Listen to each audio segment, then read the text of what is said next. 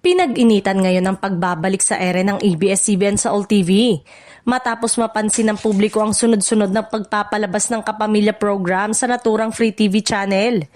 Marami ang naniniwalang ito ay isang malaking hakbang para muling maabot ng ABS-CBN ng mas malawak na audience.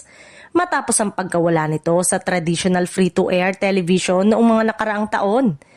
Lalong naging usap-usapan ang issue dahil sa patuloy na promotion ng mga sikat na palabas ng ABS-CBN na muling napapanood sa All TV. Para sa mga loyal kapamilya viewers, ito ay tila pagbabalik ng normalidad habang para naman sa iba ay senyalis ng unti-unting pagbangon ng network sa gitna ng mga naging pagsubok nito. Hindi rin maiwasan ang halo-halong reaksyon mula sa publiko at industriya ng media. May mga natuwa at umasa na posibleng masundan pa ito ng mas malawak na pagbabalik ng ABS-CBN sa Free TV.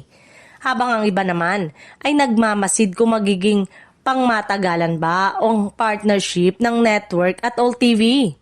Sa kabila ng mainit na diskusyon, nananatiling maingat ang ABS-CBN sa mga pahayag na ito.